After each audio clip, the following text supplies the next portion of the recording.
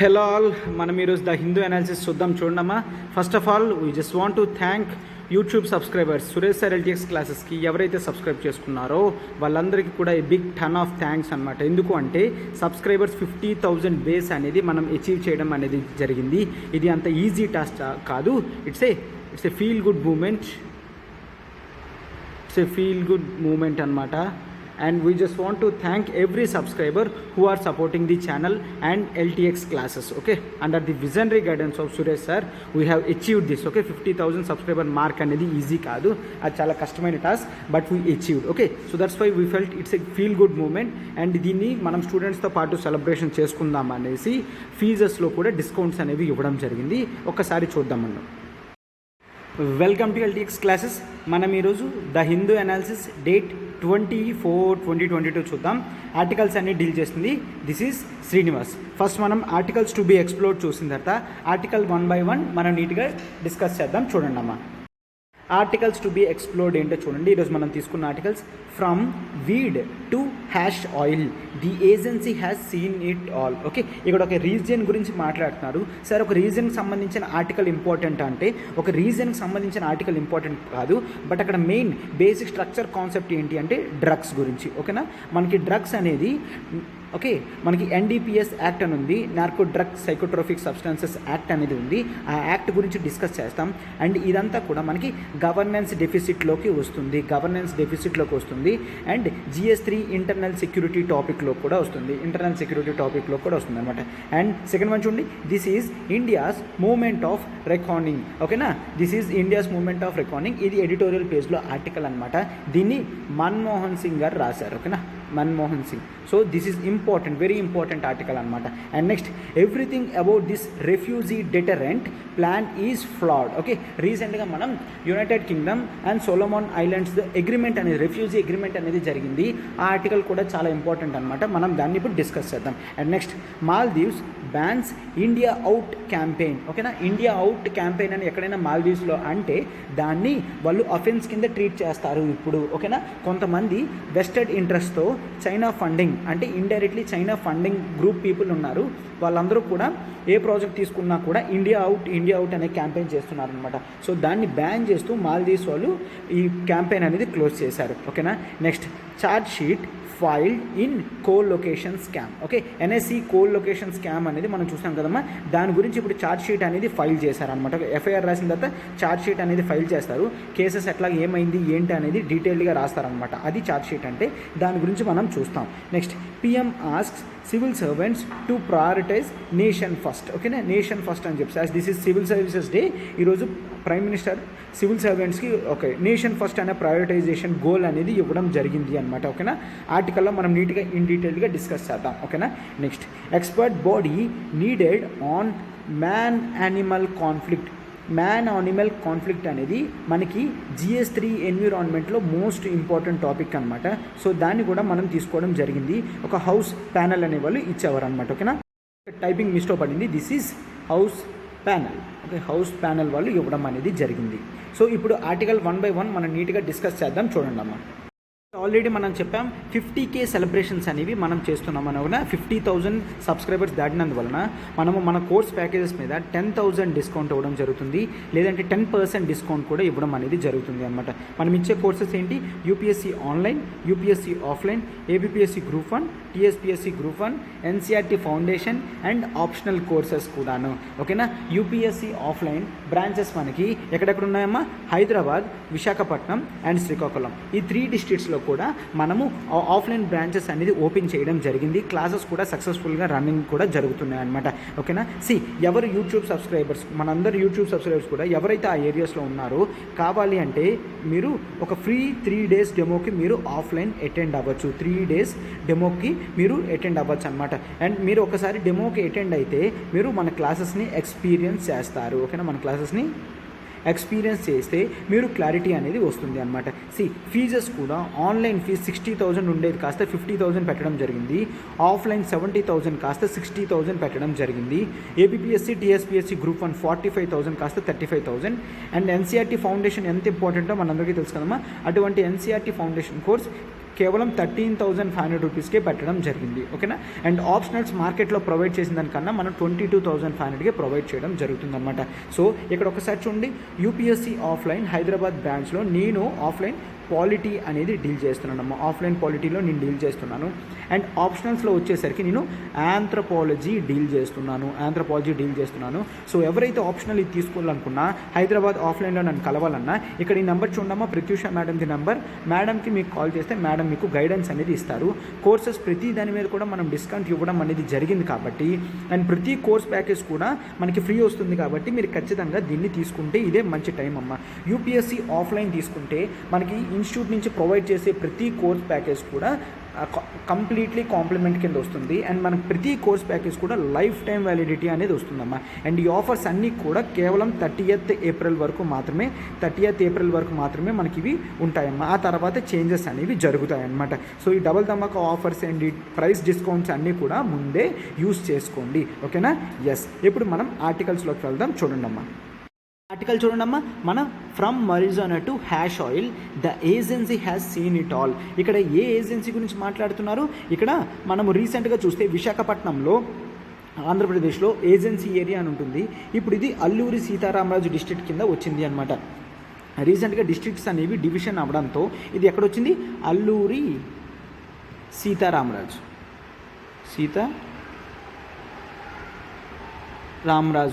డిస్ట్రిక్ట్లోకి రావడం అనేది జరిగింది అనమాట.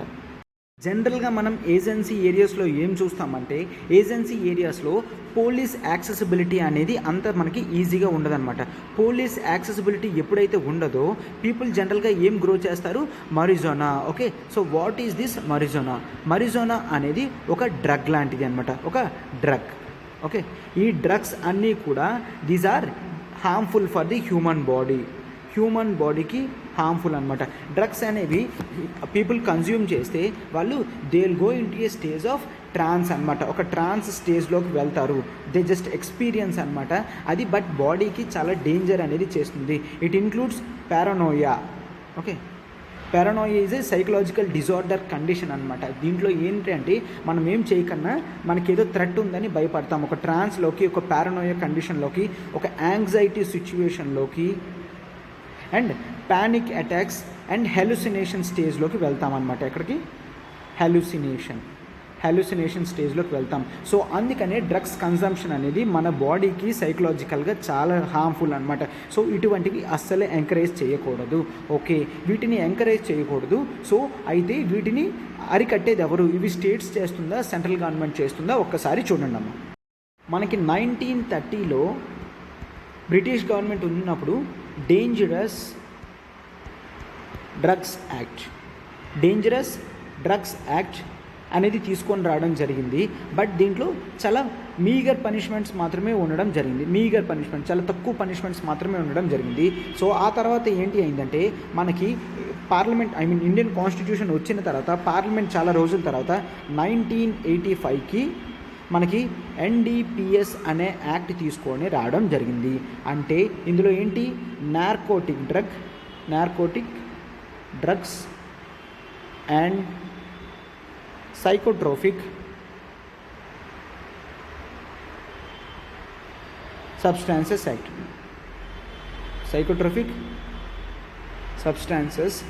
యాక్ట్ అనేది తీసుకురావడం జరిగింది. దీంట్లో చాలా స్ట్రింజెంట్ మెషర్స్ అనేవి తీసుకురావడం జరిగింది. అండ్ ఎన్ఫోర్స్మెంట్ ఏజెన్సీస్, ఈ NDPS అంటే ఒకవేళ ఈ NDPSలో పెట్టిన డ్రగ్స్ అనేవి ఎవరైనా యూజ్ చేస్తే వాళ్ళందరినీ కూడా అఫెన్స్ పనిష్మెంట్ కింద తీసుకొస్తారనమాట. ఆ సైకోట్రోపిక్ సబ్స్టాన్సెస్లో ఆ పవర్ టు యాడ్ అంటే ఒక marijuana ఉంది, ఓకే, ఒక హ్యాష్ ఆయిల్ ఉంది, అది డ్రగ్ కింద వస్తుంది అని ఎవరు యాడ్ చేస్తారంట? ఆ power to add some element into your drug అనేది సెంట్రల్ గవర్నమెంట్ మాత్రమే చేయగలది. Central government. ఇప్పుడు ప్రిలిమ్స్ క్వశ్చన్ వచ్చింది అనుకోండి, who can add some list into the psychotropic substances act అంటే that is nothing but central government అనమాట.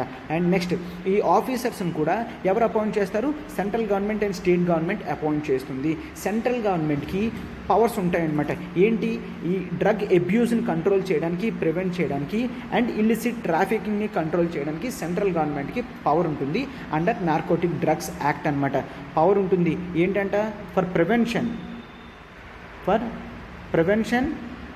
And for combating abuse of illicit drugs. ఇవన్నీ కూడా ఎవరికి పవర్ ఉంటుంది? సెంట్రల్ గవర్నమెంట్కి ఉంటుందన్నమాట. వాళ్ళు narcotic drugs and psychotropic substances consultative committee అనేది కూడా పెట్టడం జరిగింది. అండ్ స్టేట్ గవర్నమెంట్ ఆఫీసర్స్ కూడా వాళ్ళు ప్రివెన్షన్ అండ్ కాంబాటింగ్కి హెల్ప్ చేస్తారని కూడా ఈ ఎన్డీపీఎస్ యాక్ట్లో పెట్టడం జరిగింది. అండ్ ఒక స్టేట్ అనేది నేషన్ అనేది ఒక ఫండ్ అనేది తీసుకొచ్చింది. National fund for control of drug abuse. Okay, drug అబ్యూస్ని కంట్రోల్ చేయడానికి. ఓకేనా, ఆ అమౌంట్ ఏంటో సెంట్రల్ గవర్నమెంట్ ఏదైతే పెట్టిందో అదంతా కూడా దేనికి యూజ్ చేస్తారు?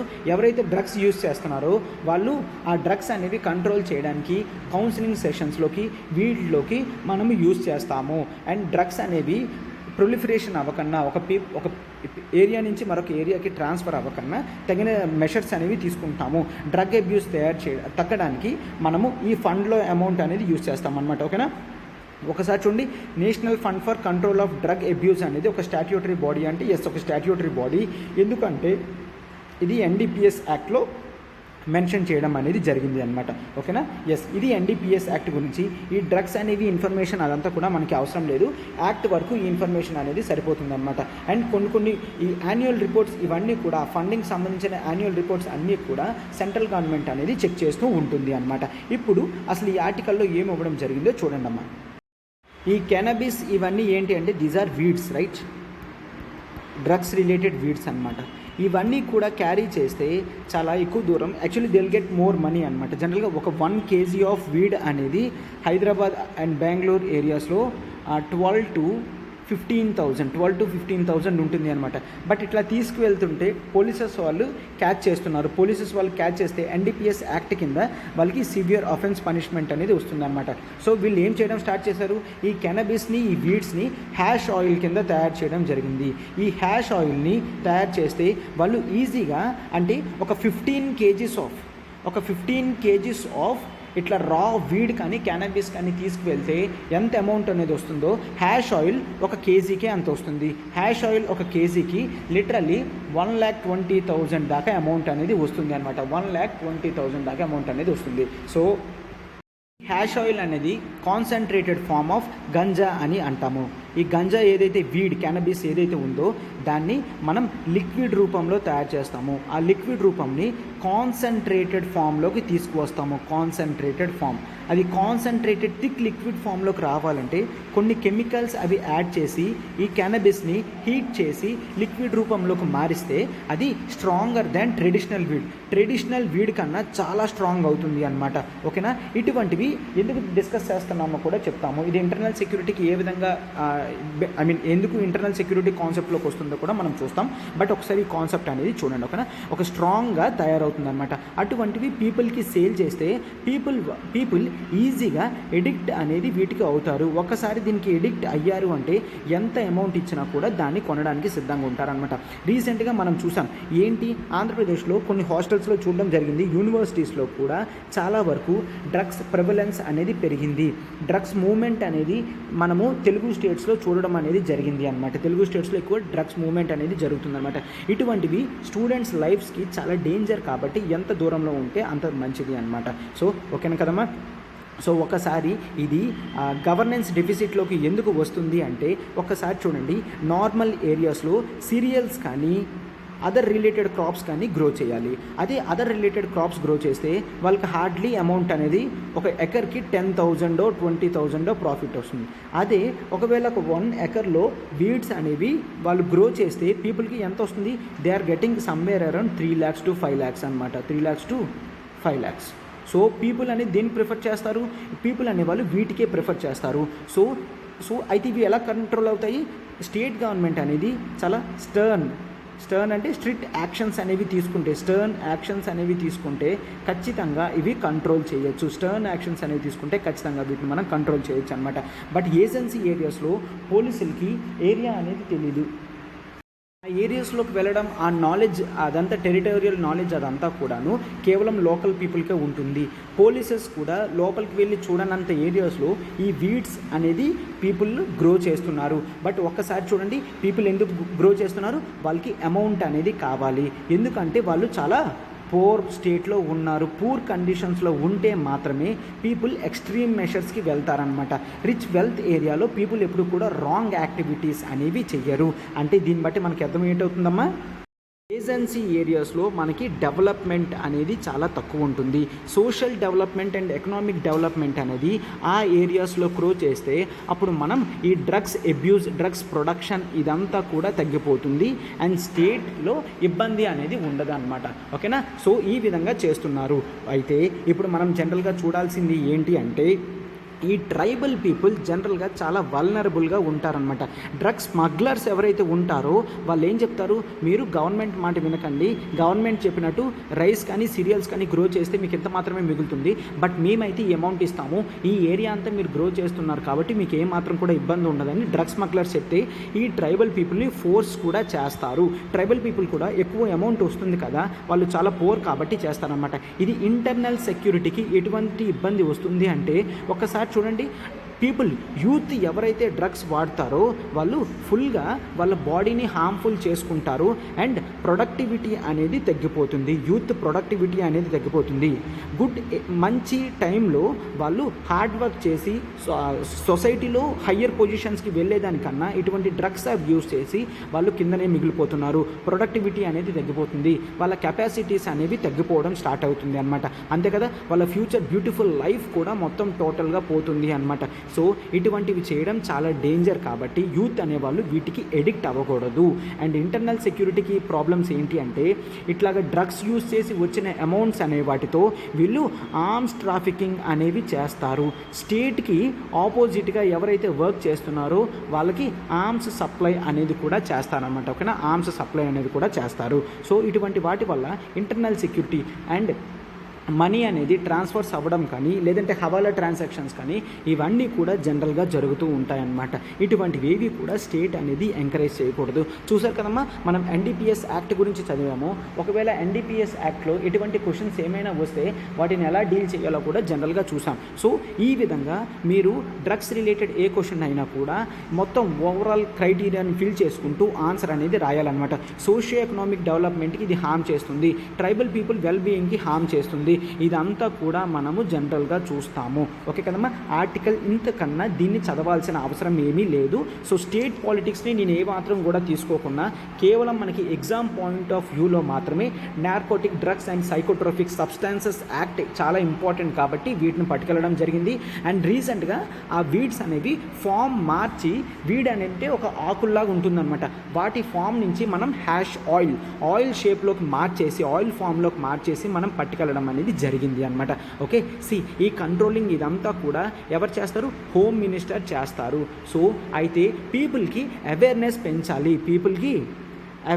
పెంచాలి. లేకపోతే హండ్రెడ్స్ ఆఫ్ ఎకర్స్లో చేస్తున్న ఇప్పుడు ఈ బిజినెస్ అనేది థౌజండ్స్ ఆఫ్ ఎకర్స్లోకి వెళ్ళిపోతుంది. పీపుల్కి అవేర్నెస్ పెంచి ఇటువంటి డ్రగ్స్ వాటి మీద స్ట్రిక్ట్ యాక్షన్స్ తీసుకొని వాళ్ళు ఏవైతే పండిస్తారో వాళ్ళు ఆ అమౌంట్స్ అవన్నీ కూడా హయ్యర్ అమౌంట్స్కి ఇచ్చి కొనుక్కొని ఆర్గానిక్ ఫార్మింగ్ కింద మనము మార్కెట్లో ప్రమోట్ చేస్తే ట్రైబల్ పీపుల్ కూడా బెటర్ అమౌంట్స్ అనేవి వస్తాయి. ఓకేనా? అండ్ ఆంధ్రప్రదేశ్ గవర్నమెంట్ కూడా స్పెషల్ ఎన్ఫోర్స్మెంట్ బోర్డ్ అనేది పెట్టడం జరిగింది.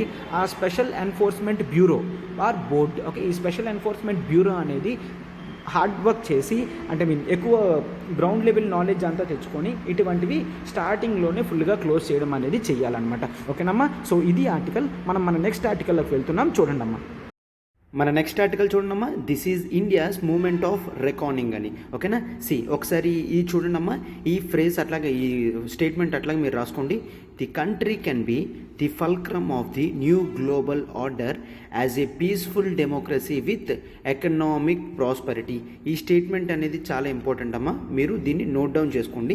ఇది ఎందుకు ఇంపార్టెంట్ అనేది మనం ఆర్టికల్ మొత్తం చూసిన తర్వాత మీకు అర్థమవుతుంది అనమాట. సో ఇంకా లేట్ చేయొద్దు. ఈ ఆర్టికల్ మన్మోహన్ సింగ్ గారు రాశారు. అంటే ఇది చాలా మోస్ట్ ఇంపార్టెంట్ ఆర్టికల్ అనమాట.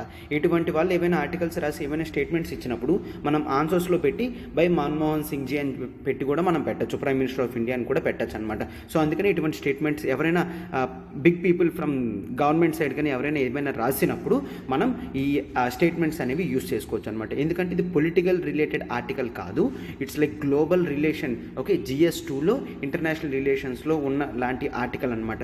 సో ఇతను వేరియస్ ఆప్షన్స్ అండ్ ఆపర్చునిటీస్ అనేవి ప్రొవైడ్ చేశారు ఇక్కడ. అవన్నీ కూడా మనం ఆన్సర్లో పెట్టచ్చు. ఏ విధంగా ఒకసారి ఆర్టికల్ ఎట్లా డిజైన్ చేశారో చూడండి అమ్మా. ఇతను ఎట్లా ఓపెన్ చేశారంటే మనకి మనకి వరల్డ్ వార్ 2 అయిపోయిన తర్వాత కోల్డ్ వార్ అనేది వరల్డ్ లెవెల్లో స్టార్ట్ అయింది. కోల్డ్ వార్లో రష్యా ఒక bloc and western countries led by USA ఒక బ్లాక్ అనమాట. Russia under communism, okay, Russia under communism bloc అనమాట. And western countries under USA is a capitalist bloc. ఈ differences అనేవి మనకిప్పుడు రష్యా అంటే అప్పటి యుఎస్ఎస్ఆర్ అనేది బ్లాక్. ఈ యుఎస్ఎస్ఆర్ అనేది 1989లో బెర్లిన్ వాల్ అనేది బ్రేక్ చేశారు పీపుల్. బెర్లిన్ వాల్ బ్రేక్ అయితే ఎప్పుడైతే అయిందో అప్పుడే కమ్యూనిజం అనేది క్లోజ్ అయిపోయింది. అండ్ ఫుల్ ఫ్లెజ్డ్గా ఇప్పుడు 1991 రష్యా డిసింటిగ్రేషన్ తర్వాత క్లోజ్ అయిపోయింది అని చెప్తారనమాట. అయితే ఇది ఎందుకంటే ఈ బెర్లిన్ వాల్ బ్రేక్ అయిపోయిన తర్వాత గ్లోబల్ లెవెల్లో గ్లోబలైజేషన్ అనే ఫేజ్ స్టార్ట్ అయింది. ఓకేనా, గ్లోబలైజేషన్ అంటే అంతవరకు వెస్టర్న్ కంట్రీస్ అన్నీ USA మీద డిపెండ్ అయ్యేవి. ఈస్టర్న్ కంట్రీస్, రష్యా దగ్గర ఉన్న కంట్రీస్ అన్నీ కూడా రష్యా దగ్గర they are under Russian influence అనమాట. ఈ విధంగా డిపెండెన్స్ కూడా మొత్తం పోయి ఏ కంట్రీ మరొక కంట్రీతో హ్యాపీగా ట్రేడ్ చేసుకునేటట్టు గ్లోబలైజ్డ్ ఆర్డర్ అనేది స్టార్ట్ అయింది. ఈ గ్లోబలైజ్డ్ ఆర్డర్ అనేది స్టార్ట్ అయిన తర్వాత మనం వరల్డ్ లెవెల్లో న్యూ గ్లోబల్ ఆర్డర్ అనేది చూసాము. సార్ గ్లోబల్ ఆర్డర్ అంటే ఏంటి? గ్లోబల్ ఆర్డర్ అంటే క్లియర్ కట్గా ర్యాంకింగ్ ఇస్తూ కాదమ్మా, ఎవరైతే పొలిటికల్ ఇన్ఫ్లుయెన్స్ చూపిస్తారో, ఎవరైతే ఎకనామిక్ ఇన్ఫ్లుయెన్స్ చూపిస్తారో, ఎవరైతే ఐడియాలజికల్ ఇన్ఫ్లుయెన్స్ చూపిస్తారో, ఎవరైతే కల్చరల్ ఇన్ఫ్లుయెన్స్ అనేది చూపిస్తారో వాళ్ళు పొజిషన్స్లో మారుతూ ఉంటారు.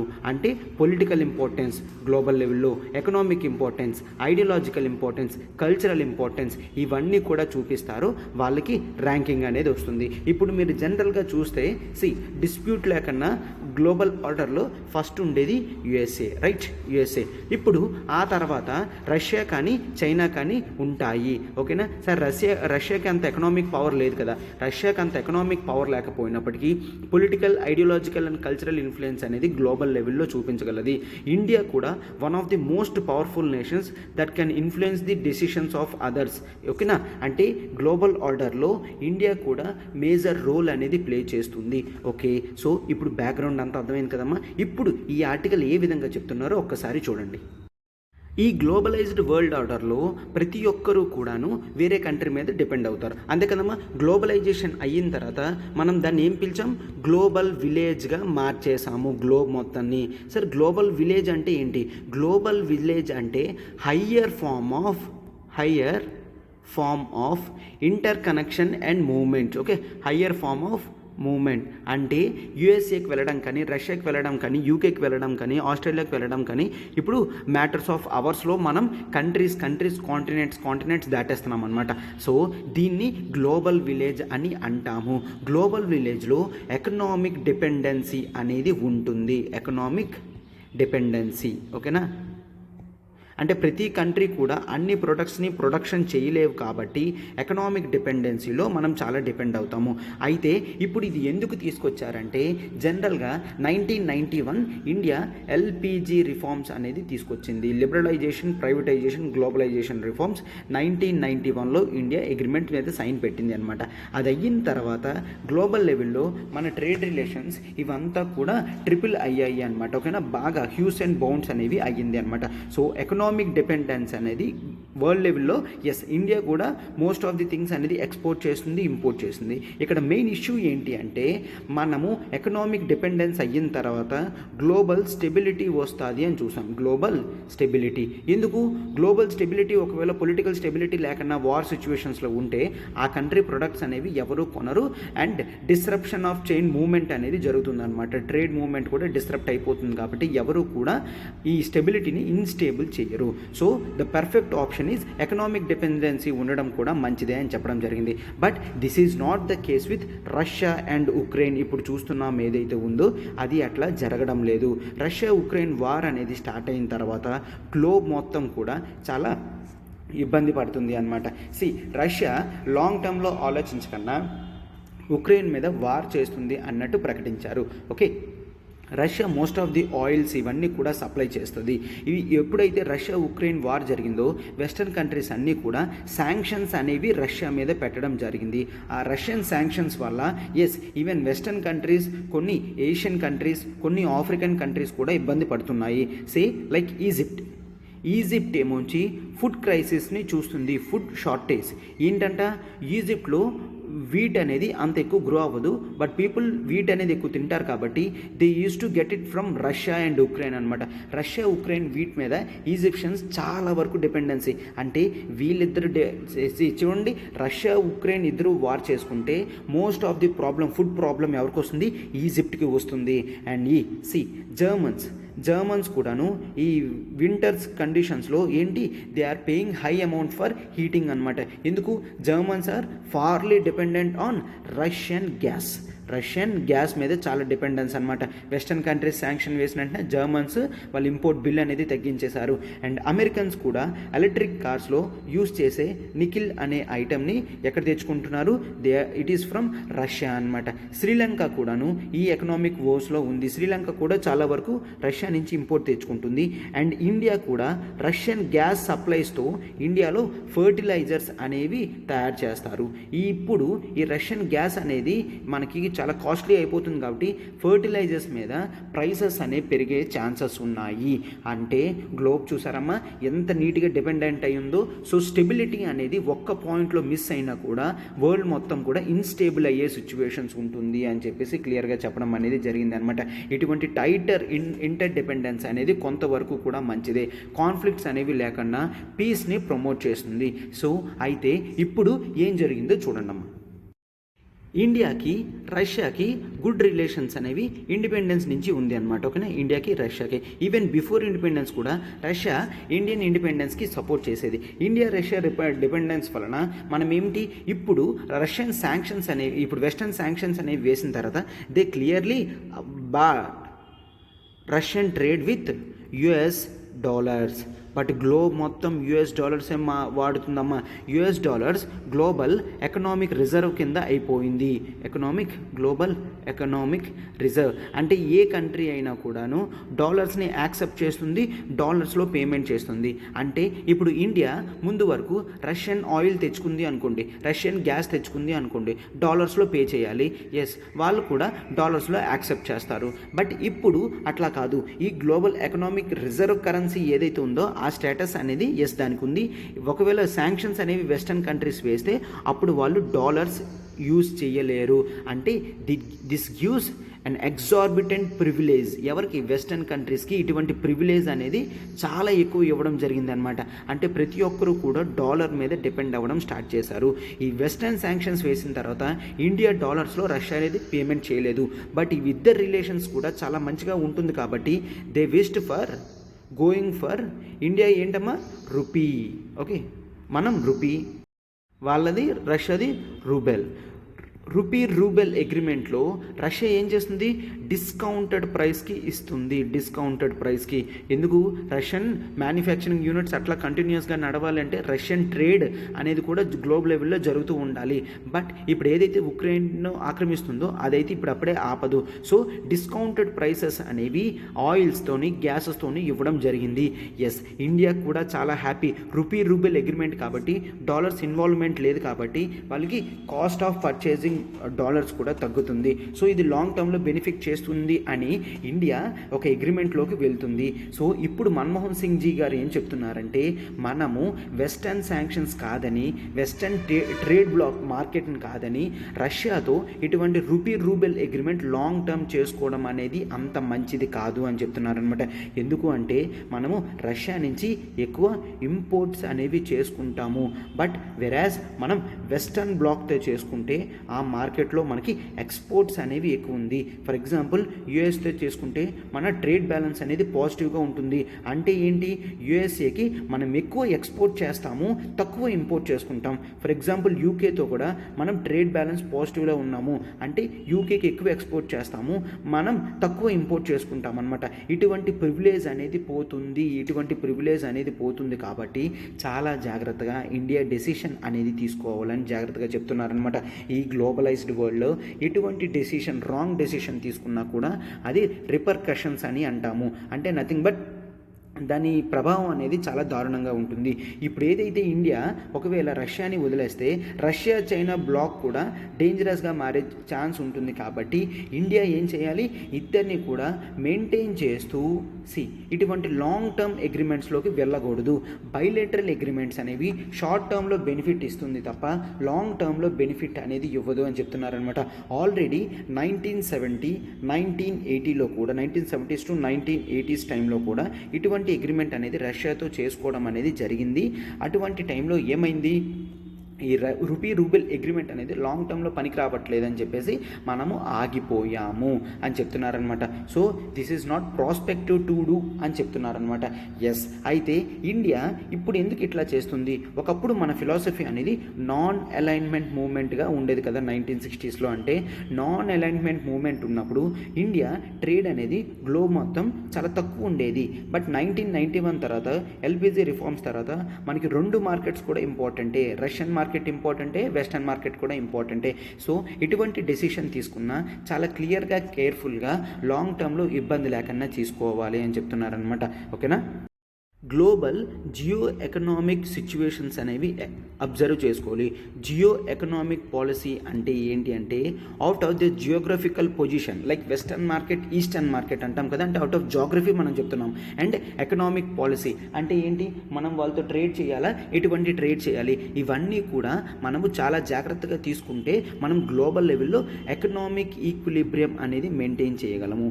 Economic equilibrium. సార్ ఈక్విలిబ్రియం అంటే ఏంటి, ఈక్విలిబ్రియం అంటే ఈక్వల్ స్టేటస్, అంటే వెస్టర్న్ బ్లాక్కి ఎంత ఇంపార్టెన్స్ ఇస్తామో ఈస్టర్న్ బ్లాక్కి అంతే ఇవ్వాలి, ఈస్టర్న్ బ్లాక్కి ఎంత ఇంపార్టెన్స్ ఇచ్చామో వెస్టర్న్ బ్లాక్ కూడా అంతే ఇంపార్టెన్స్ ఇవ్వాలి. అంటే ఎకనామిక్ ఈక్విలిబ్రియం అనమాట. మన ఎకనామిక్ డిపెండెన్సీ అనేది వరల్డ్ లెవెల్లో చాలా ఎక్కువ కాబట్టి మనము గుడ్ డెసిషన్ అనేది తీసుకోవాలి. Yes, India is a sovereign nation కాబట్టి స్ట్రాటజిక్ ఎకనామిక్ సెల్ఫ్ ఇంట్రెస్ట్ అనేది చాలా ఇంపార్టెంట్. ఈ వర్డ్ చాలా ఇంపార్టెంట్ అమ్మా, ఒకసారి చూడండి. Strategic economic self interest.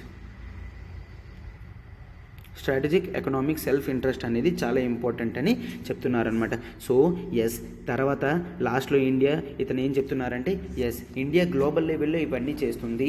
But ఇండియాలో ఏవైతే రిలీజియస్ డిస్రప్షన్స్ అనేవి జరుగుతున్నాయో వాటిని క్లోజ్ చేయాలి.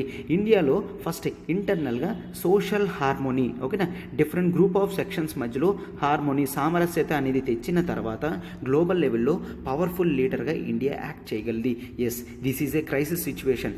ఇండియాకి చాలా అలవాటు ఏంటి, క్రైసిస్ సిచ్యువేషన్స్ని ఆపర్చునిటీగా మార్చుకునే కెపాసిటీస్ ఉన్నాయి. కోవిడ్ సిచ్యువేషన్స్లో కూడా చాలా క్రైసిస్ సిచ్యువేషన్స్ని మనం నీట్గా అధిగమించి ఆపర్చునిటీస్గా మార్చడం అనేది జరిగింది. సో అటువంటిదే మనం గ్లోబల్ లెవెల్లో కూడా చెయ్యాలి అని చెప్తున్నారన్నమాట. లాంగ్ టైంలో ఎస్, ఇండియా వరల్డ్ మొత్తానికి కూడా ఒక ఫల్క్రమ్ లాగా పనికొస్తుంది. ఫల్క్రమ్ అంటే నథింగ్ బట్ ఒక దిక్సూచిలాగా, ఈ విధంగా మద్దతు తెలుపుతూ అని మీనింగ్ అనమాట.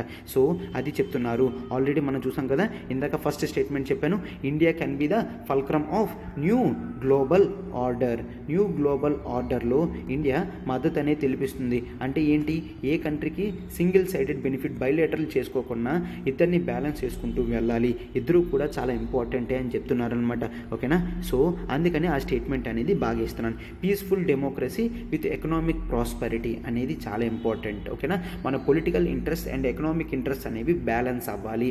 ఎప్పుడు కూడా అది ఒకటి మించి ఇంకొకటి అవ్వకూడదు అని చెప్తున్నారనమాట. ఓకేనమ్మా. సో ఇప్పుడు మనం దీన్ని నీట్గా డీటెయిల్డ్గా డిస్కస్ చేయడం అనేది జరిగింది. నేను బోర్డు మీద ఎటువంటి వర్డ్స్ అయితే రాశానో దాన్ని ఎగ్జాక్ట్గా రాసుకొని గుర్తుంచుకోవడానికి ట్రై చేయండి అమ్మా. అది మీకు లాంగ్ టర్మ్లో యూజ్ అవుతుంది అనమాట. ఇప్పుడు మనం మన నెక్స్ట్ ఆర్టికల్కి వెళ్తున్నాం, చూడండి అమ్మా.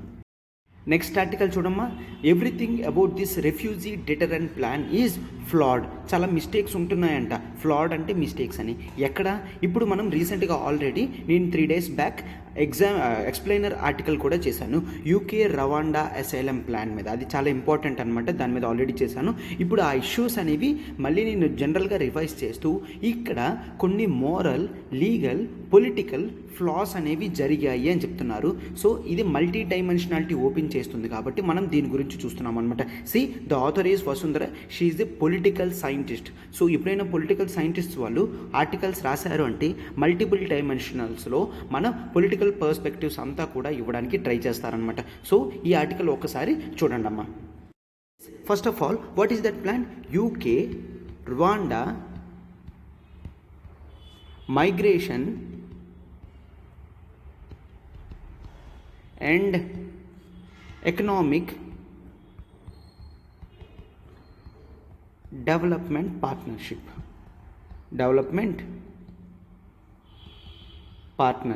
ఓకే, అంటే దీని ప్రకారం ఏంటి అంటే 2022 Jan 1 తర్వాత ఎవరైతే ఇల్లీగల్ మైగ్రెంట్స్ యూకేకి వస్తారో వాళ్ళందరినీ కూడా ఎక్కడికి పంపిస్తారంట? రువాండాకి పంపిస్తారు. ఏం చేస్తారు? రవాండాకి పంపించిన తర్వాత వాళ్ళ ఇష్యూస్ అన్నీ కూడా క్లియర్గా చూసి వాళ్ళకి అసైలం ఇవ్వచ్చా లేదా అనేది చూస్తారు. ఓకేనా? అసైలం ఇవ్వచ్చు అని రవాండా గవర్నమెంట్ ప్రాసెసింగ్ అంతా కూడా చేసిన తర్వాత ఓకే చేస్తే అప్పుడు యూకేలోకి ఒక లీగల్ మైగ్రెంట్గా ఎంట్రన్స్ అనేది ఇస్తారనమాట. ఈ వర్క్ రవాండా ఎందుకు చేస్తుంది సార్ అంటే, లైక్ ఎవ్రీ ఆఫ్రికన్ కంట్రీ ఏంటి, ఇది developing country, under developed country కాబట్టి ఇది ఏం చేస్తుంది, కొంత మనీ తీసుకొని ఈ ప్రాసెసింగ్ వర్క్ అంతా చేస్తుంది. It is like out sourcing the work. మనం కొన్నిసార్లు కొన్ని చిన్న వర్క్స్ అవన్నీ కూడా వేరే కంట్రీకి ఇచ్చేస్తాం కదమ్మా, అట్లానే out sourcing of the work అనేది రవాండా గవర్నమెంట్కి ఇవ్వడం అనేది జరిగింది. యూకే ఏం చెప్తుంది, నువ్వు ఇట్లాగా ప్రాసెస్ చేసిన ప్రతి దానికి కూడా మీకు 120 million ఇస్తాము. ఓకేనా? 120 million ప్రాసెసింగ్కి, అండ్ వాళ్ళు వెయిట్ చేసిన టైంలో ఆ ఖర్చు అయింది అంతా కూడా మేము ఇస్తాము అని చెప్పింది అనమాట. ఓకేనా? Okay, this is pound 120 million అనేది ఇస్తాము అని చెప్పింది అనమాట. బట్ అయితే దీంట్లో ఇష్యూస్ ఏమున్నాయో ఒక్కసారి చూడండి అమ్మా.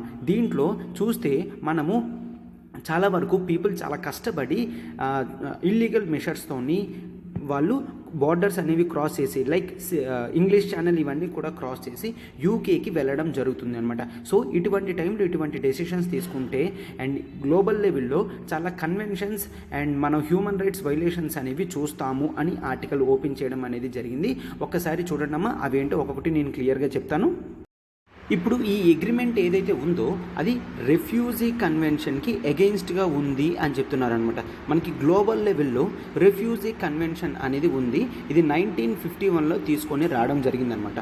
అందులో ఒక section article 31 Clause 1. Okay, article 31 Clause 1లో ఏం చెప్పారు అంటే, ఒకవేళ ఇల్లీగల్ మైగ్రెంట్స్ వచ్చారు అనుకోండి, ఇల్లీగల్ మైగ్రెంట్స్ అనేవాళ్ళు ఏ కంట్రీలోకైనా ఎంటర్ అయిన వెంటనే లోకల్ పోలీస్ కానీ అథారిటీస్ కానీ అఫీషియల్స్ కానీ ఇట్లాగా మేము ఇల్లీగల్గా వచ్చాము, మాకు అసైలం కావాలి అని రిక్వెస్ట్ చేస్తే వాళ్ళు ఏ కంట్రీకి కూడా పంపించకన్నా అక్కడే ఉండాలి అని చెప్తున్నారనమాట. ఓకేనా? అంటే ఈ article 31 Clause 1 of refugee convention 1951ని క్లియర్గా వైలేట్ చేస్తుంది అని చెప్తున్నారనమాట. అండ్ నెక్స్ట్ మరొకటి కూడా ఏంటి, article 14 of UN universal declaration of human rights. Universal declaration of human rights.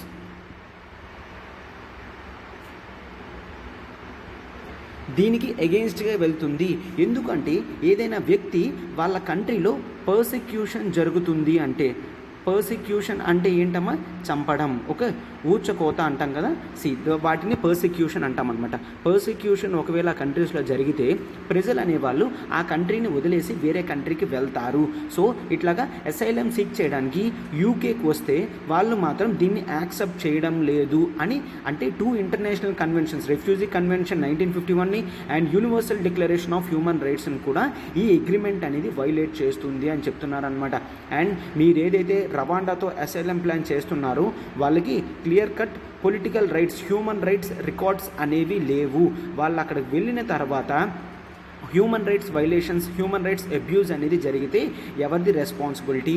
And ఇక్కడ క్లియర్గా కూడా రవాండాకి అంత మెయింటెనెన్స్ చేసే హెల్త్ కేర్ సిస్టమ్ కూడా లేదు, పొలిటికల్ స్టెబిలిటీ కూడా అంత లేదు, ఎకనామిక్ స్టెబిలిటీ కూడా అంత లేదు. కాబట్టి వీళ్ళు నిజంగానే ఎటువంటి అబ్యూజ్ లేకన్నా క్లియర్గా ఈ అసైలం అగ్రిమెంట్ని వాళ్ళు కంటిన్యూ చేయగలరా అని కూడా అడుగుతున్నారనమాట. అండ్ నెక్స్ట్ చాలా వరకు ఏంటి,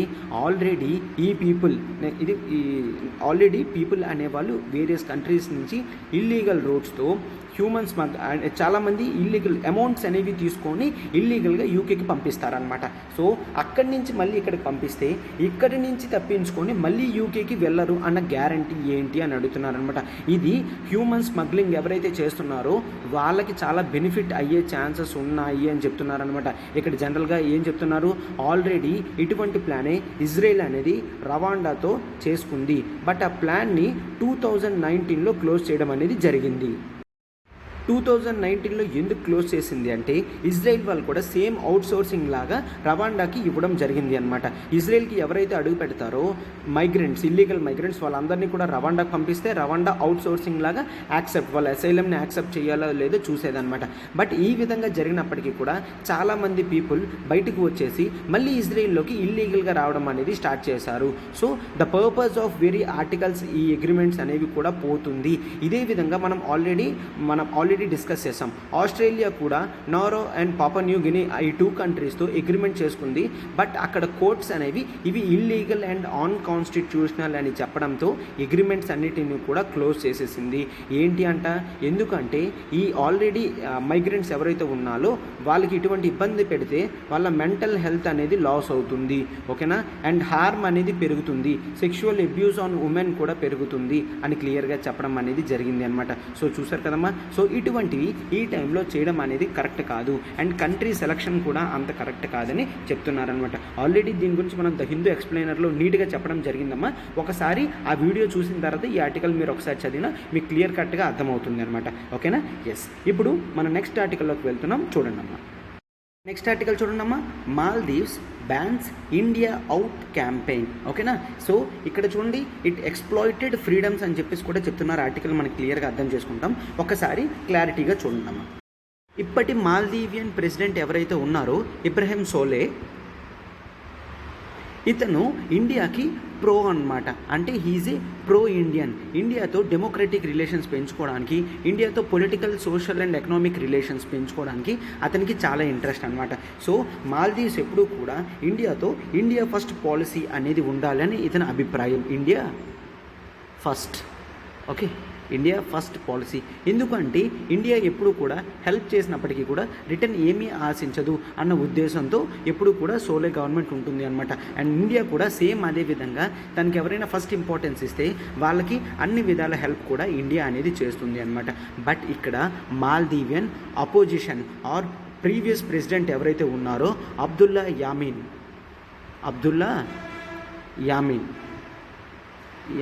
ఓకే, ఇతను క్లియర్గా ప్రో చైనా అనమాట. క్లియర్గా ప్రో చైనా. ఇతను ఇండియాని ఎప్పుడూ కూడా ఆపోజిట్గానే మాట్లాడతారు. ఇండియాతో అగ్రిమెంట్స్ అనేవి యామీన్ గవర్నమెంట్ ఉన్నప్పుడు అన్ని అగ్రిమెంట్స్ మాల్దీవ్స్లో జరగలేదు. బట్ సోలే గవర్నమెంట్ రివర్స్ వచ్చిన తర్వాత bilateral political, social, economic relations అనేవి బాగా పెరిగాయి. Bilateral political and economic relations అనేవి బాగా పెరిగాయి అన్నమాట ఇండియాకి మాల్దీవ్స్కి మధ్య. మాల్దీవ్స్ అనేది స్ట్రాటజిక్ లొకేషన్స్లో ఇండియన్ ఓషన్లో ఉన్నది కాబట్టి మాల్దీవ్స్ ఇండియా రిలేషన్షిప్ అనేది ఇండియాకి చాలా ఇంపార్టెంట్ అనమాట. రీసెంట్గా మాల్దీవ్స్ కూడా ఇండియన్ గవర్నమెంట్ గ్రాంట్స్ అనేవి ఇవ్వడం జరిగింది. అండ్ గ్రేటర్ మాలే కనెక్టివిటీ ప్రోగ్రామ్ కూడా తీసుకొని రావడం జరిగింది. ఏంటమ్మది? గ్రేటర్ మాలే కనెక్టివిటీ, ఓకేనా. మాలే ఇట్ ఈస్ అన్ క్యాపిటల్ అనమాట. గ్రేటర్ మాలే కనెక్టివిటీ ప్రోగ్రామ్ కింద తీసుకొని రావడం జరిగింది. దీంట్లో ఏంటి అంటే చాలా ప్లేసెస్ నుంచి క్యాపిటల్ సిటీకి, మాల్దీవ్స్ అనేది గ్రూప్ ఆఫ్ ఐలాండ్స్ కదమ్మా.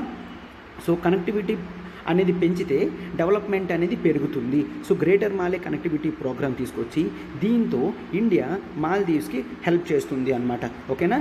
ఎస్, ఇటువంటి ప్రోగ్రామ్స్ టైంలో అపోజిషన్ గవర్నమెంట్ అబ్దుల్లా యమీన్ వాళ్ళు ఏమంటున్నారంటే ఇండియా అనేది మాల్దీవ్స్లోకి వస్తే it is a threat to national security అని ప్రపోజ్ చేస్తున్నారు. ఓకేనా, threat to national security.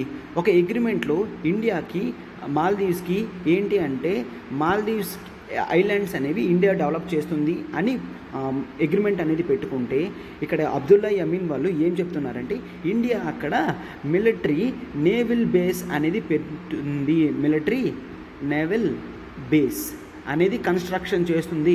Naval base అనేది కన్స్ట్రక్షన్ చేస్తే ఇండియన్ నేవీ అనేది ఇక్కడ మాల్దీవ్స్లో ప్రజెంట్ అయి ఉంటే మన సోవర్నిటీ అనేది మిస్ అవుతున్నట్టే కదా అని యమీన్ గవర్నమెంట్ ఆపోజిట్గా ప్రోపగాండా అనేది చేస్తున్నారన్నమాట. మనకు ఆల్రెడీ తెలుసు they are pro to Chinese government అని చెప్పేసి. సో అందుకనే ఇప్పుడున్న గవర్నమెంట్ ఏంటి క్లియర్గా చెప్తుందన్నమాట, ఎస్ కంట్రీలో ఉన్న వాళ్ళందరికీ కూడా డెమోక్రటిక్ రైట్స్ అనేవి ప్రొవైడ్ చేయడం జరిగింది. సో దీని విధంగా మీరు freedom of speech and expression అనేది freedom of speech and expression అనేది యూజ్ చేయొచ్చు, కాదనట్లేదు. But it should not be at the cost of violating law and order. ఎందుకు అంటే చాలామంది మాల్దీవ్ పీపుల్ కూడాను they support and give respect to India అన్నమాట. So అందుకనే ఒకవేళ ఇటువంటి ప్రచారం మీరు చేస్తే నేషన్లో థ్రెట్ అనేది వస్తుంది, లా అండ్ ఆర్డర్ సిచ్యువేషన్ వస్తుంది. So me freedom of speech and expression ఉంది, మీరు ఏదైనా ఎక్స్ప్రెస్ చేయొచ్చు, but law and order disturbance లేకుండా మీరే చేయాలి. ఇప్పుడు మీరు ఏదైతే క్యాంపెయినింగ్ చేస్తున్నారో ఇండియా అవుట్ క్యాంపెయినింగ్ అనేది దాన్ని మేము బ్యాన్ చేస్తాము. లేదు అంటే మన కంట్రీ అనేది చాలా ఇబ్బందుల్లోకి వెళ్తుంది అని చెప్తున్నారన్నమాట. ఇలా నేషనల్ సెక్యూరిటీ కౌన్సిల్ ఏదైతే చెప్తున్నారో థ్రెట్ టు నేషనల్ సెక్యూరిటీ అనేసి ఇవన్నీ కూడా రాంగ్ అని అక్కడ నేషనల్ సెక్యూరిటీ కౌన్సిల్ వాళ్ళు క్లియర్గా చెప్పడం అనేది జరిగింది అనమాట. సో ఎవరైనా యాంటీ ఇండియా క్యాంపెయిన్ చేసినా ఇండియా అవుట్ క్యాంపెయిన్ చేసినా స్ట్రిక్ట్ మెషర్స్ అనేవి తీసుకోబడతాయి. ఇక్కడ ఏంటి అంటే గవర్నమెంట్ క్లియర్గా ఇండియా ఫస్ట్ పాలసీ అనేది తీసుకుంటుంది. ఎస్ ఏమీ లేకున్నా ఏదైనా ఉంది అనడం అనేది రాంగ్. ఏదైనా జరిగిన తర్వాత as they are doing this అంటే బాగుంటుంది అని క్లియర్గా చెప్తున్నారన్నమాట. ఈ ఆల్రెడీ అపోజిషన్ గవర్నమెంట్ ఏం చెప్తున్నారు, గవర్నమెంట్ ఏదైతే తీసుకుంటుందో సోలే గవర్నమెంట్ అది అన్కాన్స్టిట్యూషనల్ అని చెప్తున్నారనమాట. మన కాన్స్టిట్యూషన్ అనేది క్లియర్గా స్పీచ్ అండ్ ఎక్స్ప్రెషన్ అనేది ఇచ్చింది అండ్ మన బౌండరీస్ కూడా ఎవరు ఆక్యుపై చేయకూడదు అని క్లియర్గా చెప్పింది అనమాట. అయినప్పటికీ కూడా గవర్నమెంట్ ఈ విధంగా చేస్తుంది అని అపోజిషన్ చెప్పినప్పటికీ కూడా సోలే గవర్నమెంట్ క్లియర్ కట్గా ఇండియాకి సపోర్ట్ చేస్తుంది అనమాట. ఇండియా వేరియస్ మెషర్స్ అనేవి మాల్దీవ్స్ గవర్నమెంట్తో చేసుకుంటుంది. అటువంటి ప్రాస్పెక్ట్గా వెళ్ళడానికి ఒక క్లియర్ కట్ ఫ్రంట్ స్ట్రాటజీ అనేది ఉండాలి. ఇండియా కూడా తన ఎక్స్ప్రెషన్ అనేది క్లియర్ చేయాలన్నమాట. ఏంటి, as we are not going to construct any naval base and ఆ ప్రెజెన్స్ కూడా ఎటువంటి థ్రెట్ కూడా మాల్దీవ్స్ గవర్నమెంట్కి ఉండదు. మేము ఎప్పుడూ కూడా as we are here to maintain our strategic position in the Indian ocean మాత్రమే అని క్లియర్ కట్గా ఉండాలి. And friendly relations between India and Maldives అనేది చాలా స్పీడ్గా ప్రమోట్ అనేది అవ్వాలి. ఈ విధంగా చూసుకోవాలన్నమాట. ఓకేనా. సో ఇప్పుడు మన నెక్స్ట్ ఆర్టికల్కి వెళ్తున్నాం. చూడండి నెక్స్ట్ ఆర్టికల్ చూడండమ్మా. Charge sheet filed in colocation scam. ఈ కోలొకేషన్ స్కామ్ గురించి కూడా మనం డీటెయిల్డ్గా ఒక ఆర్టికల్ అనేది చేయడం జరిగింది. ఇక్కడ నేను ఫాస్ట్ ఫార్వర్డ్లో చెప్పి అసలు ఇన్ఫర్మేషన్ ఏంటో కూడా చెప్తాను, ఒకసారి చూడమ్మా. ఓకే, ఇక్కడ ఎన్ఎస్సి ఎండి చిత్ర రామకృష్ణన్ అనమాట. షీఈ్ ఎక్స్ ఎండి అనమాట చిత్ర రామకృష్ణన్. ఇప్పుడు అసలు ఇష్యూ ఏంటో ఒక్కసారి చూడండమ్మా. మనకి ఇండియాలో సిబి యాక్ట్ ప్రకారం ఎన్ఎస్సి అనే బాడీ ఒకటి స్టార్ట్ అయింది, నేషనల్ స్టాక్ ఎక్స్చేంజ్ అని అంటామన్నమాట. అంటే ఇక్కడ స్టాక్స్ అనేవి లిస్ట్ చేస్తారు. లిస్టింగ్ అంటే ఏంటి, స్టాక్స్ అనేవి ఆ ఎన్ఎస్సి బోర్డులో పెడతారనమాట. పెట్టిన తర్వాత ఎవరికైతే కావాలో వాటిని పర్చేస్ చేసుకుంటారు, ఎవరికైతే వద్దో వాళ్ళు సేల్ చేసుకుంటారన్నమాట. అంటే కంపెనీ యొక్క షేర్స్ అనేవి ఈ స్టాక్ ఎక్స్చేంజ్లో లిస్టింగ్ జరిగి ట్రేడింగ్ అనేది జరుగుతుంది. ఓకేనా. సో స్టాక్ ఎక్స్చేంజ్లో ఏం జరుగుతుంది, కంపెనీ షేర్ ఫర్ ఎగ్జాంపుల్ ఇప్పుడు రిలయన్స్ కంపెనీ ఉంది. రిలయన్స్ కంపెనీ షేర్స్ అనేవి ఎన్ఎస్సిలో పెడతారు.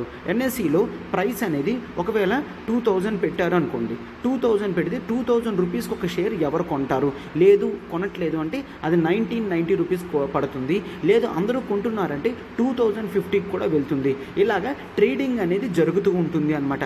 అంటే ఫ్రాక్షన్ ఆఫ్ సెకండ్స్లో ప్రైసెస్ అనేవి మూవ్మెంట్ పెరుగుతూ ఉంటుంది. అంటే 1 మినిట్ ముందు 1990కి కొనేది 1 మినిట్ తర్వాత 2050 రూపీస్కి అమ్మాము అంటే 60 రూపీస్ ప్రాఫిట్ అనేది వస్తుంది ఒక షేర్ మీద. అంటే చాలామంది థౌజండ్స్ ఆఫ్ షేర్స్ అనేవి కొంటూ పర్చేస్ చేస్తూ సేల్ చేస్తూ ఉంటారు. అంటే దీని ఇంపార్టెన్స్ ఏంటి, ఫ్రాక్షన్ ఆఫ్ సెకండ్స్లో డేటా అనేది చేంజ్ అయిపోతుంది. ఫ్రాక్షన్ ఆఫ్ సెకండ్స్లో డేటా అనేది చేంజ్ అయిపోతుంది, అమౌంట్స్ అనేవి చేంజ్ అయిపోతున్నాయి. పర్చేజ్ చేసేవాళ్ళు, సేల్ చేసేవాళ్ళు చాలా డిఫరెంట్గా ఉంటున్నారనమాట. అయితే ఇక్కడ ఏం జరిగింది, ఎన్ఎస్సి అనేది ఫాస్ట్ మూవ్మెంట్ రావడానికి కోలొకేషన్ అనేది తీసుకొని రావడం జరిగింది. కోలొకేషన్ అంటే సర్వర్ డేటాబేస్ అనేది ఎన్ఎస్సి దగ్గర పెట్టచ్చు. ఆ కంపెనీస్ అనేవాళ్ళు పెట్టిన తర్వాత వాళ్ళకి ప్రతి ఒక్కరు కూడా ఎవరైనా కొంత అమౌంట్ అనేది పే చేస్తున్నారు అంటే వాళ్ళు ఎన్ఎస్సి ప్రెమైసెస్లో సర్వర్స్ అనేవి పెట్టచ్చు, ఆ కంపెనీ సర్వర్స్. ఆ సర్వర్స్ వలన వాళ్ళకి ఇమీడియట్ యాక్సెసిబిలిటీ అనేది వస్తుందన్నమాట. ఇమీడియట్ యాక్సెసిబిలిటీ వస్తుంది కాబట్టి ఇక్కడ ఏమవుతుంది, ఇన్ఫర్మేషన్ అనేది వాళ్ళకి ఎర్లీగా వెళ్తుంది అనమాట. బట్ ఇక్కడ ఈ కోలొకేషన్ స్కామ్ ఏం జరిగింది అంటే వాళ్ళు కొన్ని కంపెనీస్కి కోలొకేషన్ ఇచ్చినప్పటికీ కూడా బ్యాక్ ఎండ్ యాక్సెస్ అనేది ఇవ్వడం జరిగింది. బ్యాక్ ఎండ్ యాక్సెస్ అందరూ కూడా ఒక రూట్ నుంచి వెళ్తే వాళ్ళకి ఈక్వల్ అమౌంట్ ఆఫ్ ఇన్ఫర్మేషన్ అనేది సేమ్ టైంలో వస్తుంది. బట్ బ్యాక్ ఎండ్ యాక్సెస్ ఎవరికైనా ఇచ్చారంటే వాళ్ళకి ఫస్ట్ ఇన్ఫర్మేషన్ వెళ్తుంది, ఆ తర్వాత రిమైనింగ్ వాళ్ళకి ఇన్ఫర్మేషన్ అనేది వెళ్తుంది అనమాట. సో దీన్ని ఒక స్కామ్ అని ఎందుకు అన్నామంటే ఫ్రాక్షన్ ఆఫ్ సెకండ్స్ అనే ముందు వాళ్ళకి ఇన్ఫర్మేషన్ అనేది వచ్చిందంటే వాళ్ళు హ్యూజ్ అమౌంట్స్ ఆఫ్ మనీ అనేది గెయిన్ చేసుకోగలరు. సో అందుకే దీన్ని కోలొకేషన్ స్కామ్ అని అన్నాము. ఓకేనా. సో అయితే ఇక్కడ ఏం జరిగింది అంటే చిత్ర రామకృష్ణన్ ఉన్న టైంలో ఇటువంటి స్కామ్ జరిగింది. సార్ అంతేనా అంటే అంతేకాదు, ఇంకా మరింత ఇంకా జరిగింది. ఒకసారి చూడండి అమ్మా. ఈ ఎక్స్ఎండి చిత్ర రామకృష్ణన్ గారు ఏం చేశారంటే ఒక అన్నోన్ యోగికి కంపెనీలో జరిగే ప్రతి ఇన్ఫర్మేషన్ కూడా షేర్ చేయడం జరిగింది. ఇది ఆర్గనైజేషనల్ వాల్యూస్కి, ప్రిన్సిపల్స్కి ఆపోజిట్ అనమాట. కంపెనీ అఫీషియల్స్ వాళ్ళు మాట్లాడుకున్న ప్రతి డేటా కూడా కేవలం కంపెనీ పరిధిలోనే ఉండాలి తప్ప ఒక అన్నోన్ పర్సన్స్కి రీచ్ అవ్వకూడదు. ఈ యోగితో ఆమె ఏంటి అంటే ప్రతి ఇన్ఫర్మేషన్ కూడా పంపించేదనమాట.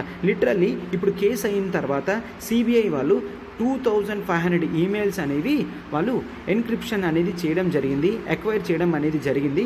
దాన్ని నీట్గా స్టడీ చేస్తున్నారనమాట. ఈ అన్నోన్ యోగికి అంత ఇన్ఫర్మేషన్ చెప్పాల్సిన అవసరం ఏంటి అని కూడా చాలామంది ఆలోచించారు. అండ్ నెక్స్ట్ ఏంటి అంటే ఎవరికి ప్రమోషన్స్ ఇస్తున్నారు, ఎవరికి ఎంత శాలరీస్ ఇస్తున్నారు, కొంతమందికి స్పెషల్ శాలరీస్ ఆ యోగి చెప్పిన తర్వాత కొంతమందికి స్పెషల్ శాలరీస్ అనేది ఇవ్వడం జరుగుతుంది. ఇవన్నీ కూడా వర్క్స్గా జరగడం అనేది స్టార్ట్ అయింది. సో సెబీ అనేది ఇటువంటి ఎక్స్చేంజ్ ఇన్ఫర్మేషన్ స్టాక్ ఎక్స్చేంజెస్కి, ఎన్ఎస్సి కానీ బిఎస్సి కానీ వీటికి ఒక రెగ్యులేటర్ బాడీగా సెబీ అనేది ఉంటుందన్నమాట. సెబీ అనేది సెబీ యాక్ట్తో తయారైంది. Securities exchange board of India అనమాట. సెబీ యాక్ట్ నుండి రావడం అనేది జరిగింది. ఇది క్లియర్ కట్గా రెగ్యులేషన్ అనేది చేస్తుందన్నమాట. సో ఇంతవరకు ఈ స్కామ్స్ అండ్ ఫ్రాడ్స్ ఏవైతే జరిగిందో ఆల్రెడీ కేసు అనేది ఫైల్ చేయడం జరిగింది. ఇప్పుడు దాని మీద ఛార్జ్ షీట్ అనేది ఓపెన్ చేశారు. ఛార్జ్ షీట్ అనేది ఓపెన్ చేసిన తర్వాత ఎఫ్ఐఆర్లో ఏదైతే చెప్పారో దానికి అనుగుణంగా ప్రతి మైన్యూట్ డీటెయిల్ కూడా క్లియర్గా ప్రాసెస్ చేసి కోర్టు ముందు అప్లై చేస్తారనమాట. సో అందుకనే ఛార్జ్ షీట్ అనేది ఆల్రెడీ ఫైల్ అవ్వడం జరిగింది. ఇటువంటి కాన్స్పిరసీస్ ఏవో ఉన్నా కూడా మనకి లాంగ్ టర్మ్లో ఇండియాకి అంత మంచిది కాదు అని చెప్పేసి కూడా క్లియర్గా చెప్పడం అనేది జరుగుతుంది అనమాట. సో ఇది అమ్మ ఆర్టికల్. మనం ఇప్పుడు మన నెక్స్ట్ ఆర్టికల్కి వెళ్తున్నాం, చూడండి. నెక్స్ట్ ఆర్టికల్ చూడమ్మా. ప్రైమ్ మినిస్టర్ ఆస్ civil servants to prioritise nation first అనమాట. నిన్న సివిల్ సర్వీసెస్ డే కాబట్టి వాళ్ళని అడ్రస్ చేస్తూ ప్రైమ్ మినిస్టర్ స్పీచ్ అనేది ఇవ్వడం జరిగింది. ఇక్కడ ఏంటి, he talks about India's unity and India's integrity అనేది చాలా ఇంపార్టెంట్ అనమాట. మనకి ట్రైనింగ్ అనేది లబాస్నాలో ఇవ్వడం జరుగుతుంది. అవునా, ట్రైనింగ్ అనేది ఐఏఎస్ ఆఫీసర్స్కి లబాస్నాలో ఇవ్వడం జరిగింది. దీన్ని స్టార్ట్ చేసింది సర్దార్ వల్లభాయ్ పటేల్జీ. ఎందుకు, ఆల్రెడీ మనకి బ్రిటిషర్స్ టైంలో సివిల్ సర్వీసెస్ సిస్టమ్ అనేది ఉంది, దాన్ని నీట్గా స్ట్రీమ్లైన్ చేయాలి అని అనుకున్నారు. సర్దార్ వల్లభాయ్ పటేల్ గారు బ్రిటిష్ టైంలో బ్రిటిషర్స్ వాళ్ళు అన్ని లాంగ్ టర్మ్ రూల్ చేశారంటే దానికి కేవలం కారణం సివిల్ సర్వెంట్స్ స్ట్రాంగ్గా ఉండడమే. సివిల్ సర్వెంట్స్ వాళ్ళు లిటరలీ స్టీల్ ఫ్రేమ్ లాగా యాక్ట్ చేశారు.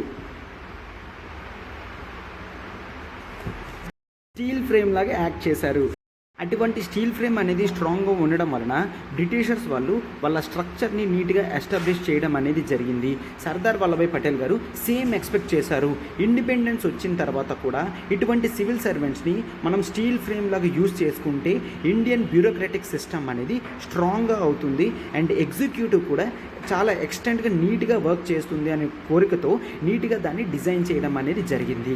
ఎస్, అందుకనే every year national civil services day నాడు మనం గ్రేట్ఫుల్ స్పీచెస్ అనేవి వింటాము. ఏంటంట, యూనిటీ, ఇండియా యొక్క యూనిటీని, ఇంటిగ్రిటీని కాపాడాల్సిన బాధ్యత సివిల్ సర్వెంట్స్ది. వాళ్ళ ఏ రోల్లో ఉన్నప్పటికీ కూడా వాళ్ళు సర్వీస్ మోటివ్తో ఉండాలి. సర్వీస్ మోటివ్తో ఉండడమే కాదు, ఇండియా ఫస్ట్, నేషన్ ఫస్ట్ ప్రయారిటీతో ఉండాలి. అంటే సొసైటీ, స్టేట్ కాదు, నేషన్ ఫస్ట్. ఎందుకంటే వాళ్ళు నేషనల్ లెవెల్లోనే ఆస్పిరేషన్స్ అనేవి తీసుకుంటే వాళ్ళు ఏ స్టేట్కి కూడా ఫేవరబుల్ లేకుండా మొత్తం ఇండియాలో ఎక్కడ వాళ్ళ పోస్టింగ్స్ అనేవి ఉన్నప్పటికీ కూడా వాళ్ళు బాగా నీట్గా యాక్టివిటీస్ అనేవి, వర్క్స్ అనేవి చేస్తారు అన్న ఉద్దేశంతో నేషన్ ఫస్ట్ ఫిలాసఫీ ఉండాలి. దానితో ఇండియా యూనిటీగా తయారవుతుంది అండ్ ఇంటిగ్రిటీగా తయారవుతుంది. ఇంటిగ్రిటీ అంటే మన టెరిటోరియల్ బౌండరీస్ అన్నిటినీ కూడా మనం నీట్గా కాపాడుకోగలం. ప్రతి ఇష్యూ కూడా సివిల్ సర్వెంట్స్తో డైరెక్ట్గా కానీ ఇండైరెక్ట్గా కానీ లింక్ అయి ఉంటుందన్నమాట. సో ఖచ్చితంగా వాళ్ళు ఏ డెసిషన్ తీసుకున్నా అది లాంగ్ ఇన్ఫ్లుయెన్స్ అనేది చూపిస్తుంది. సో అందుకనే సివిల్ సర్వెంట్స్ క్వాలిటీలో political neutrality and accountability, transparency ఇటువంటి వాల్యూస్ అనేవి ఇంబైబ్ చేయడం జరిగింది. ఇటువంటి వాల్యూస్తో వాళ్ళు కరప్షన్ ఫ్రీని ఇండియాని తయారు చేయాలి అనుకుంటే మాత్రం బ్యూరోక్రటిక్ స్ట్రక్చర్ అంతా కూడా నీట్గా డిజైన్ చేస్తే మనం కరప్షన్ ఫ్రీ ఇండియాని చూడగలము అని చెప్తున్నారన్నమాట. సో ఇది అమ్మ ఆర్టికల్. మనం ఇప్పుడు మన నెక్స్ట్ ఆర్టికల్కి వెళ్తున్నాం, చూడండి ఒకసారి. మన last article of the day చూడండి అమ్మా. Expert body needed on man animal conflict. House panel అనేది చెప్పడం జరిగిందనమాట. అసలు ఈ మ్యాన్ యానిమల్ కాన్ఫ్లిక్ట్ అంటే ఏంటి? మనం జనరల్గా ఇప్పుడు ముందు ఫారెస్ట్స్ అనేవి ఉన్నాయి. ఈ ఫారెస్ట్ని మనం క్లియర్ చేసుకుంటూ యానిమల్స్ ఏరియాస్లోకి కూడా మనం వెళ్ళడం జరిగింది. ఎందుకు? పాపులేషన్ అనేది రైజ్ అవుతుంది. పీపుల్ అనేవాళ్ళు ఫారెస్ట్ ఏరియాస్లో కూడా వెళ్తున్నారు. అండ్ ఇన్ జనరల్గా కొన్ని వైల్డ్ క్యాట్స్ ఉంటాయి. ఆ వైల్డ్ క్యాట్స్ అంటే లైక్ టైగర్స్ కానీ ఇవన్నీ కూడా తిరగడానికి అవి ఎక్కువ ఏరియా అనేవి ఎక్స్పెక్ట్ చేస్తాయి అనమాట. కొన్నిసార్లు అవి ఫారెస్ట్ ఏరియాస్ నుంచి విలేజెస్లోకి, నియర్ బై టౌన్స్లోకి కూడా వచ్చేస్తాయి. సో అట్లా వచ్చినప్పుడు మనం మ్యాన్ యానిమల్ కాన్ఫ్లిక్ట్ అనేది చూస్తాము. సో రీసెంట్గా standing committee on science, technology, environment and climate change environment వాళ్ళు చూస్తే వాళ్ళు ఒక రిపోర్ట్ కూడా రిలీజ్ చేయడం జరిగింది. ఏంటి అని? ఆ రిపోర్ట్లో వాళ్ళు wildlife protection amendment bill. ఈ అమెండ్మెంట్ బిల్ అనేది ఏంటి? వైల్డ్ లైఫ్ ప్రొటెక్షన్ యాక్ట్ 1972ని అమెండ్ చేస్తుంది. వైల్డ్ లైఫ్ ప్రొటెక్షన్ యాక్ట్ 1972 అనేది ఉంది. దాన్ని అమెండ్మెంట్ చేస్తూ wildlife protection amendment bill అనేది వచ్చిందనమాట. సో దీంట్లో ఏంటి? చాలా various species of wild animals, plants ఏవైతే ఉన్నాయో వాటిని కన్జర్వ్ చేయాలి. ఇటువంటి మ్యాన్ హ్యూమన్ కాన్ఫ్లిక్ట్స్ అనేవి రాకుండా చేయాలి అని చెప్తున్నారనమాట.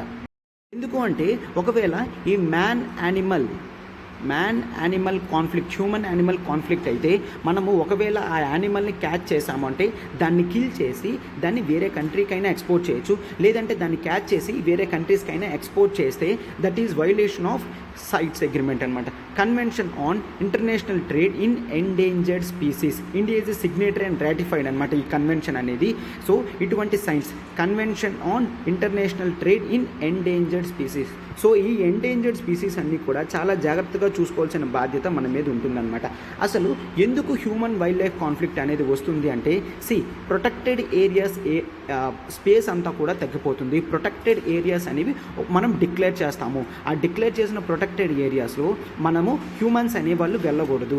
But because of increase in population ఇటువంటి ప్రొటెక్టెడ్ ఏరియాస్ను కూడా మనము ఎక్వైర్ చేసుకుంటున్నాము. అండ్ నెక్స్ట్ కొన్నిసార్లు వైల్డ్ లైఫ్ బోర్న్ ఇన్ఫెక్షన్స్ కూడా మనకి వస్తున్నాయి. వైల్డ్ లైఫ్ బోర్న్ ఇన్ఫెక్షన్స్, ఇటువంటి ఇన్ఫెక్షన్స్ అనేవి చాలా డేంజర్. అండ్ నెక్స్ట్ మనము అర్బనైజేషన్ అనేది పెరిగిపోతుంది.